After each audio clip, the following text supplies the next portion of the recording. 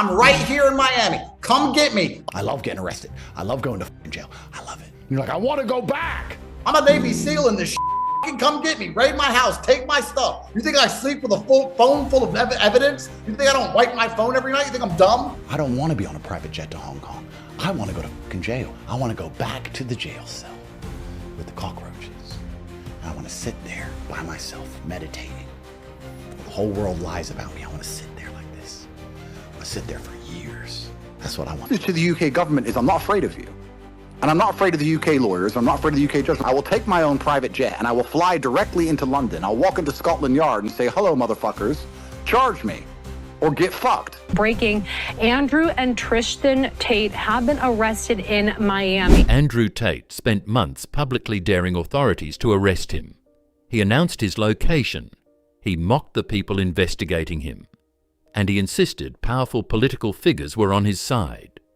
Repeatedly, he told the UK to come and get him. Then, on July 18th, 2026, they did. US Marshals arrested Andrew and Tristan Tate in Miami after British authorities requested their extradition.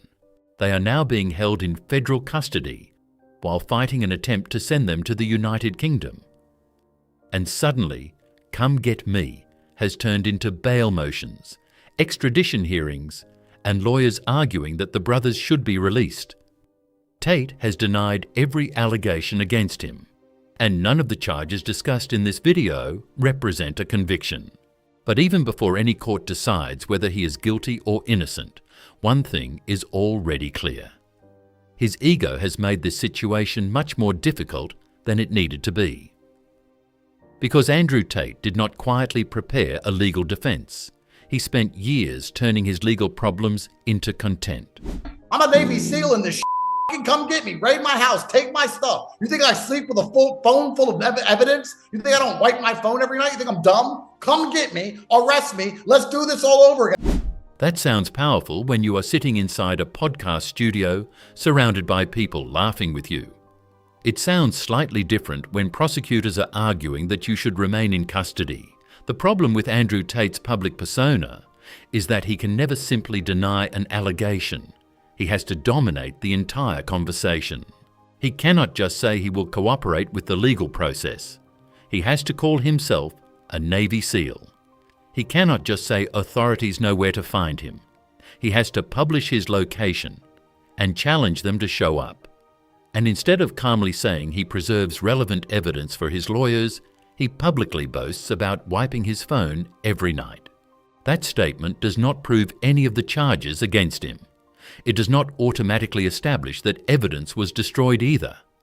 But it is still a bizarre thing to announce while multiple governments are investigating you. At best, it gives critics a damaging clip they can replay forever. At worst, it gives investigators another statement they may want explained. And that is the recurring issue here. Tate speaks like every legal confrontation is another podcast debate he can win through confidence. But a courtroom does not award points for sounding dominant. And this was only the beginning. Because the more serious the legal situation became, the more aggressively Tate kept talking. My message to the UK government is I'm not afraid of you. And I'm not afraid of the UK lawyers. I'm not afraid of the UK judge. I'm not afraid of any of it because I've done nothing wrong. And everybody knows I've done nothing wrong. And putting me in jail doesn't prove I've done anything wrong.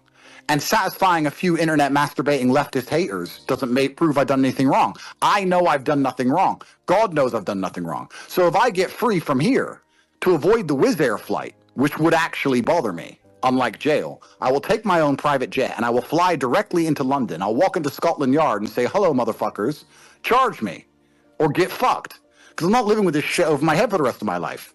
And I'm not afraid of any of them. If you want to charge me, I'll see you in court. British prosecutors have now taken him up on that offer. The Crown Prosecution Service says Andrew Tate faces 7 additional rape charges, 3 additional charges of arranging or facilitating trafficking for sexual exploitation, 3 additional assault charges, and 19 additional charges involving indecent images of a child and extreme pornography. Those are on top of 10 charges that had already been authorised against him. Tristan Tate faces 6 additional charges on top of 11 earlier ones. Altogether, the brothers face 59 UK charges connected to 7 alleged victims. The alleged conduct spans from 2010 to 2017. Both men deny wrongdoing, and the Crown Prosecution Service has emphasised that the proceedings are active and that guilt can only be determined by a court. That distinction matters. This is not a trial, and the American Extradition Court is not being asked to decide whether Andrew Tate committed every alleged offence. The immediate question is whether the United Kingdom has met the legal requirements necessary for the United States to surrender him. And that process could take months. But this is where Tate's own words start becoming a problem, because his lawyers now have to convince a judge that he respects the process, while the internet is full of clips showing the exact opposite. We feel great and we feel good about the process going forward. I just want to make a brief recitation of events that has led up to where we're at today. There's a long-standing court order in effect in Romania, and that court order essentially, in purpose, stays the United Kingdom's extradition proceedings. This is how Andrew and Tate have been traveling across the world for the past several years. Every time they take a trip, every month they go back on the 21st or the 17th, whatever the Romanian court requires, and they have made their appearances. They have fulfilled the obligations at their judicial release in Romania to the letter of the law. They have never, ever missed a date. The agreement with Romania in the United Kingdom is for the United Kingdom to step back and let proceedings play out in Romania. As of August 1st, Tate remains in federal custody in Miami. His lawyers are expected to file for his release by August 5th. A detention hearing is scheduled for August 13th. At that hearing, a judge will consider whether the brothers should remain in jail while the extradition case continues. Britain has until September 16th to provide its complete extradition request. After that, a judge will examine whether the submitted evidence establishes probable cause under the extradition process. If the court approves extradition, the final decision would fall to the US Secretary of State. That is the legal situation Tate is actually facing. Not a Twitter poll, not an argument between influencers, not a podcast where the loudest person controls the conversation. A formal extradition proceeding involving 2 governments, and his lawyers now have to present him as someone who respects that process, someone who follows court instructions, and someone who can be trusted outside custody, unfortunately for them. Their client spent months presenting himself as a man who answers to nobody. It used to be a country. Now it's charged by Keir Starmer, some fucking wanker who keeps issuing Interpol warrants for me. We need to get Andrew Tate. Interpol. Bro, just fucking chill out. Chill out. I'm in Beverly Hills. Come get me. I'm not hard to find. I post my location on Twitter, and I'm 6'3", walking around Beverly Hills with a crowd of adoring fans. Come get me. Posting his location can support Tate's argument that he was not hiding. His lawyers have also pointed out that the brothers travelled internationally and repeatedly returned to Romania for required court appearances. That is a legitimate point in their favour. The defence argues that they had opportunities to flee and did not take them. Prosecutors, however, have argued that the brothers present a flight risk and a potential danger to the community. But Tate could have made the same point without turning it into a challenge. I am available and I will cooperate sounds responsible. I'm surrounded by adoring fans. Come and get me. Sounds like someone convinced the legal system is afraid of him. And that confidence appears to have come partly from Tate's belief that he had powerful protection in the United States. The question was, did that protection actually exist? Be optimistic and believe that Donald Trump saw this garbage and maybe asked some questions. I like that idea, but I don't know. I had no confirmation. I have no idea. I don't know why. I would like to think is doing a lot of work there. Tate spent months appearing around people connected to Donald Trump. He praised the administration. He attended major political events. and he presented himself as someone with access to powerful political circles. He and Tristan spoke warmly about Trump and repeatedly emphasized their relationships with people close to his movement. That kind of access can create an impression of protection. But appearing in the same room as powerful people is not the same as having them intervene in an extradition case. And when the situation became serious, the public response from the administration was not exactly reassuring. The White House has said the brothers should not expect assistance from President Trump. Secretary of State Marco Rubio, who could ultimately have a role if extradition is approved by a court, said he did not currently expect to intervene. So the political shield Tate appeared to believe was behind him has not publicly materialized, and that leaves his legal team defending a man who spent months acting like the outcome had already been decided in his favor. But the contradiction gets even worse, because Tate did not just imply he had powerful friends. He behaved as if those friends made him untouchable. And I'm very close to the Trump family. I know them well, and I spoke to Barron after the incident, and I look forward to, once I am free, being with Donald Trump in person and reminding him that he's a bulletproof badass. This is where Tate's ego may have created one of the biggest contradictions in the entire story. When powerful connections were useful to his image, he emphasized them. When reporters asked whether those connections had actually influenced his case, he suddenly had no confirmation. That allows him to enjoy the appearance of protection without taking responsibility for making a specific factual claim. But once he was arrested, appearances stopped being enough. A photograph cannot grant bail. A podcast appearance cannot cancel an extradition request. And political praise does not erase charges filed by another country. If Tate genuinely believed political allies would prevent authorities from touching him, his confidence was badly misplaced. If he never believed it, then he was presenting an image of protection to his audience that did not really exist. Neither explanation makes him look particularly strategic. And then there is the clip that may damage his image more than any other. I will take my own private jet and I will fly directly into London. I'll walk into Scotland Yard and say, hello, motherfuckers, charge me or get fucked. Because I'm not living with this shit over my head for the rest of my life. And I'm not afraid of any of them. If you want to charge me, I'll see you in court. That clip may be the cleanest example of Tate's problem. He said he would voluntarily fly to London and demand that authorities charge him. But now that authorities are actually attempting to send him there, his lawyers are fighting to stop it. To be clear, fighting extradition is his legal right. A person does not surrender those rights simply because they previously spoke recklessly on a podcast. His attorneys are allowed to challenge the evidence. They can question whether the extradition requirements have been met. And they can request his release while the case proceeds. But the contradiction is impossible to ignore. When extradition was hypothetical, he presented himself as eager to face it. When extradition became real, every available legal mechanism suddenly mattered. That is not necessarily hypocrisy from his lawyers. Their job is to defend their client using the law. It is Tate's own performance that created the problem. He turned a future legal decision into a test of masculinity. Now, any attempt to fight that decision can be edited beside his own words and made to look like fear. And that is exactly what people online are now doing. Like I said I'd be, because innocent men don't run from anything. We're here to clear our names and exonerate ourselves, and after all we've been through, we truly deserve the day in court. His defense will likely emphasize exactly that point.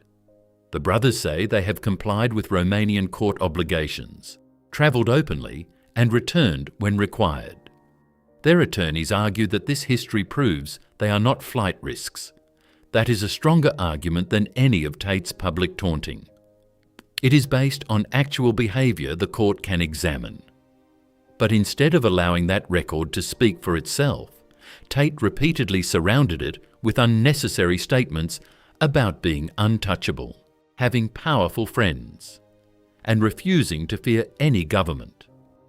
Every time the legal team presents him as cooperative, there is another clip of Tate insulting the same institutions whose cooperation he now needs. His attorneys are trying to show the judge a disciplined defendant. Tate's content shows a man who cannot resist turning every warning into a personal challenge. And the list of people he has challenged is getting very long. I don't care. I'm an American, and I don't owe him shit. Yeah. And when DeSantis stands up and apologizes to me, when the AG apologizes to me, I'll consider it. And Byron Donalds is a punk too, because he sold out and went on the news and started talking shit, calling me a human trafficker. I've never been convicted. The point of America in general, the point of democracy is innocent until proven guilty. If they get quizzed about me, if they stand up on the news and they say, what do you think of Andrew Tate? They have a very easy answer. We live in a democracy. It's innocent until proven guilty. I don't know the specifics of his case. What I know is he is not convicted. They don't have to sell out like punks. They don't have to start saying I'm not welcome here. If the senator or the governor tells me I'm not welcome here, you know what?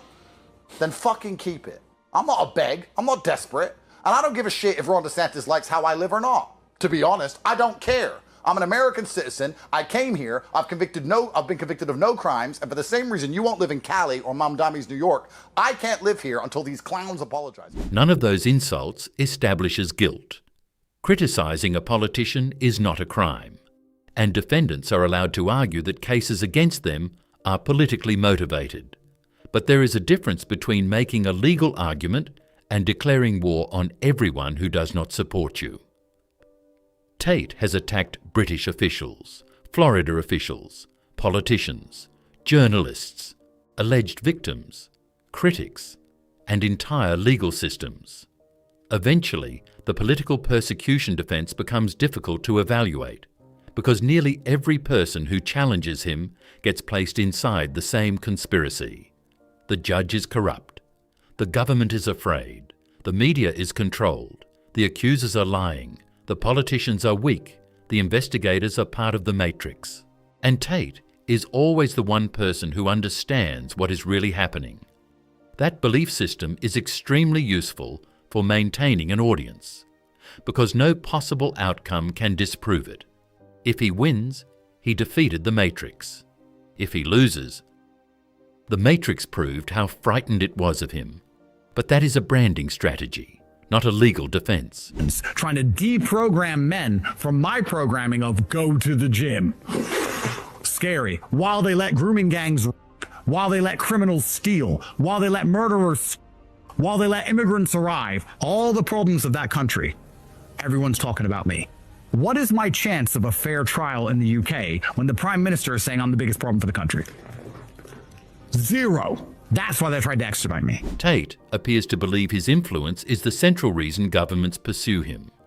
And there may be politicians who genuinely dislike his message and believe his content harms young men. That political hostility is worth discussing separately. But disliking Tate's message and prosecuting specific alleged crimes are not automatically the same thing. To establish that the case is political, his lawyers would need more than proof that government officials criticize him. They would need evidence showing that the charges or the extradition request were improperly manufactured or pursued for political purposes. So far, his public defense often replaces that evidence with a statement about his importance. He is not simply being investigated. According to his own framing, entire governments are reorganizing themselves. Because they fear his influence that may satisfy his audience, a court will still want documents, evidence, and legal arguments. And while Tate focuses on proving how powerful he is, his lawyers are discussing something much more serious: what detention may actually do to him. We have often said that the process is the punishment. American citizens, in order for your freedom to be deprived, you have to be convicted in a court of law. There are certain exceptions. The extradition proceedings is one of them. So the enemies of Andrew and Tristan Tate know this, and they are doing what they have always done, and they are weaponizing the court process and weaponizing detention against them in order to get them to break. Because when you put innocent men or any man in solitary confinement, at a certain period of time, they begin to deteriorate, they begin to decompensate, they begin to break down, and it's never, ever good. The process is the punishment. But we're going to do our best to get them out of solitary confinement. We're going to do our best to get them in front of the judge and make sure We have no doubts that this case will be handled here the right way. The other thing I'll say is the process is the punishment has always been one of our mottos. The other motto is less is more sometimes in life. And right now, it's less. They got a whole lot of nothing, and that means so much more for us. So we feel good about where we're at, and unless they can provide corroboration with all these allegations that they've accused Andrew and Tristan of, then what they really have at the end of the day is a big bag of nothing. Thank you very much. This is where Tate's side does have a serious argument. Extradition proceedings can move slowly. The brothers could spend months in custody before any UK trial begins, especially if the legal fight becomes complicated. Their attorneys have raised concerns about their conditions and their safety in detention. And because the charges involve extremely serious allegations, their lawyer says they could be targeted by other inmates. The brothers are reportedly being held under restrictive conditions while awaiting the August 13th hearing. People can disagree about Tate and still recognise that pre-trial detention should not be treated casually. He has not been convicted in this case. But that is another reason his earlier taunting looks so reckless. He treated arrest like an exciting test of strength when he was outside. Now, his own legal team is explaining how damaging and dangerous detention can actually be. The reality was always more serious than the content. Tate just did not speak like it was serious, until the consequences arrived. And some of his old comments now sound completely different. I love getting arrested. I love going to fucking jail. I love it. You're like, I want to go back. That's the true heartbreaking thing. I don't want to be on a private jet to Hong Kong. I want to go to fucking jail. I want to go back to the jail cell with the cockroaches. And I want to sit there by myself, meditating. While the whole world lies about me, I want to sit there like this. I want to sit there for years. That's what I want to do. But unfortunately, I made so much fucking money, and I'm so fucking famous and so fucking smart and so many powerful friends, and now I'm floating on the surface. And I miss my old life. I miss the suffering. I miss the pain. And you're fucking emailing me complaining about having exactly what I fucking want. There is the public character again.